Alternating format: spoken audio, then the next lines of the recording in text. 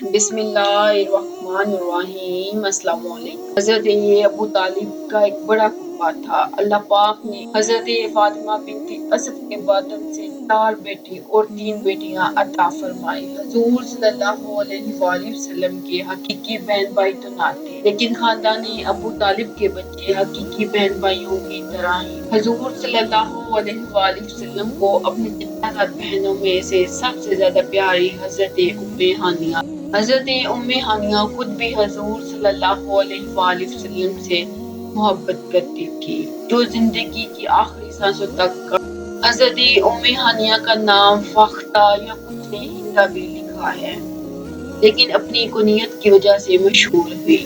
حضرت ہانیہ فتح مکہ کے موقع پر ایمان لائی۔ جس دن فتح مکہ ہوا، اس دن نبی کریم صلی اللہ علیہ وآلہ وسلم حضرت ہانیہ کے گھر پر موجود تھے۔ آپ صلی اللہ علیہ وآلہ وسلم غسل کر کھانا کھایا اور 8 رکعت نماز چاشت پڑھی۔ جب اللہ پاک نے نبی کریم صلی اللہ علیہ وآلہ وسلم کو شب معراج کی سیر کروائی تو حضور صلی اللہ علیہ وآلہ وسلم اس وقت بھی حضرت ہانیہ کے گھر پہ سوئے ہوئے تھے۔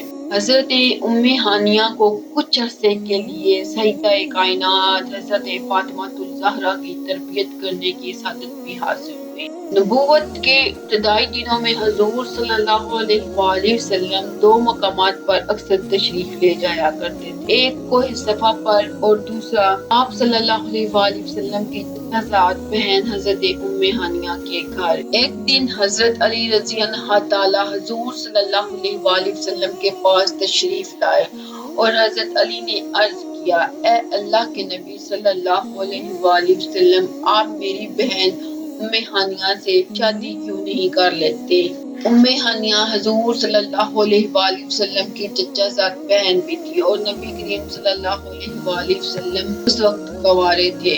نبی صلی اللہ علیہ وآلہ وسلم نے اپنے چچا حضرت ابو طالب کو فرمایا، اے چچا جان، آپ ہانیہ کی شادی مجھ سے کروا دیں۔ لیکن حضرت ابو طالب نے نبی کریم صلی اللہ علیہ وآلہ وسلم کو اس رشتے سے انکار کیا۔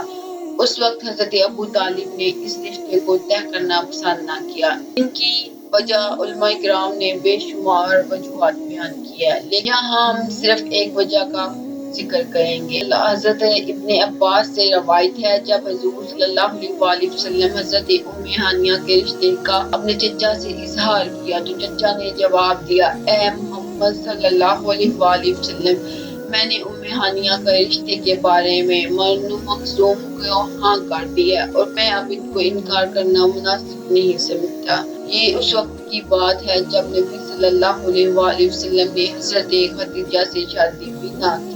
حضرت ابو طالب نے حضرت ہانیہ کی شادی برز بن وہاب سے کر دی۔ حضرت ہانیہ کے خاوند نے اسلام نہ قبول کیا، جس کی وجہ سے ان دونوں کے درمیان علیحدگی ہو گئی۔ ایک جنگ میں ان کا خاوند مر گیا۔ اس کے بعد حضرت ہانیہ بیوہ ہوئی۔ اس کے بعد حضرت علی کا بہت دل کرتا تھا کہ میری بہن حضرت ہانیہ کی شادی حضور صلی اللہ علیہ وآلہ وسلم سے ہو جائے تو یہ بہت شرف اور اعزاز کی بات ہوگی۔ ایک دن حضرت علی رضی اللہ تعالیٰ نے رسول کریم صلی اللہ علیہ وآلہ وسلم سے عرض کیا، یا رسول اللہ، آپ صلی اللہ علیہ وآلہ وسلم، آپ میری بہن ہانیہ سے شادی کر لیں تو یہ ہماری رشتہ داری اور مضبوط ہو جائے گی۔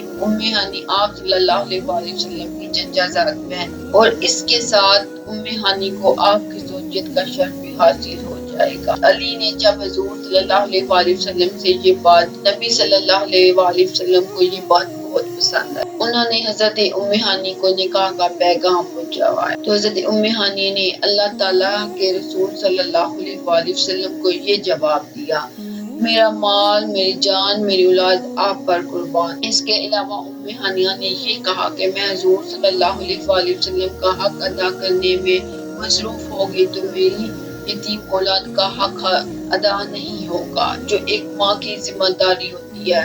اگر میں اولاد کا حق ادا کرنے میں مصروف ہوگی تو نبی صلی اللہ علیہ وآلہ وسلم کا حق ادا نہیں کر سکوں گی۔ اگر میں نبی صلی اللہ علیہ وآلہ وسلم کا حق نہ ادا کیا تو میرے لیے بہت شرم کی بات ہو جب حضور صلی اللہ علیہ وآلہ وسلم نے حضرت ہانیہ کا یہ جواب تو خوشی کا اظہار کرتے ہوئے فرمایا، قریش کی عورتیں سبھی عورتوں سے بہتر اور بہترین عورتیں، قریش کی عورتیں اپنے خاوند کی خدمت بھی کرتی ہیں اور اپنے چھوٹے چھوٹے بچوں کو اچھی طرح تربیت بھی کرتی ہیں۔ حضرت عبد الرحمن بن عوف رضی اللہ تعالیٰ سے روایت ہے کہ میں نے حضور صلی اللہ علیہ وآلہ وسلم کو یہ ارشاد فرماتے ہوئے سنا، جس عورت کا رنگ اپنی اولاد کی دیکھ بھال کرتے ہوئے کالا ہو جائے، وہ مجھ میں اور اس عورت میں روز محشر اتنا فاصلہ ہوگا جتنا ہاتھ کی دونوں انگلیوں میں ہوتا ہے۔ حضور صلی اللہ علیہ وآلہ وسلم کو ان سے بڑی عقیدت تھی۔ وہ اس بات سے ظاہر ہے کہ آپ فتح مکہ کے زمانے میں ان کے مکان پر تشریف لائے اور شربت نوش فرمایا۔ حضرت ہانیہ ایک مرتبہ حضور صلی اللہ علیہ وآلہ وسلم کے پاس آئی اور کہا کہ اب میں بہت بوڑھی ہو گئی ہوں اور چلنے پھرنے میں بھی مشکل ہوتی ہے، اس لیے ایسا عمل بتائیں جس کو میں بیٹھے بیٹھے انجام۔ آپ صلی اللہ علیہ وآلہ وسلم نے ایک وظیفہ بتلایا، فرمایا کہ سبحان اللہ 100 مرتبہ پڑھو اور 100 مرتبہ الحمدللہ اور 100 مرتبہ اللہ اکبر اور 100 مرتبہ لا الہ الا اللہ۔ حضرت ہانیہ سے 46 حدیثیں مروی ہیں۔ ایک بار حضرت ہانیہ رسول صلی اللہ علیہ وآلہ وسلم کی خدمت میں حاضر ہوئی، یا رسول اللہ، میں نے حارث بن ہشام ابو جہل کے بھائی اور زبیر بن امیہ کو امان دے رکھی ہے، لیکن میرے بھائی حضرت علی ان دونوں کو اس جرم میں قتل کرنا چاہتے ہیں۔ ان دونوں نے حضرت خالد بن ولید کی فوج سے جنگ کی ہے۔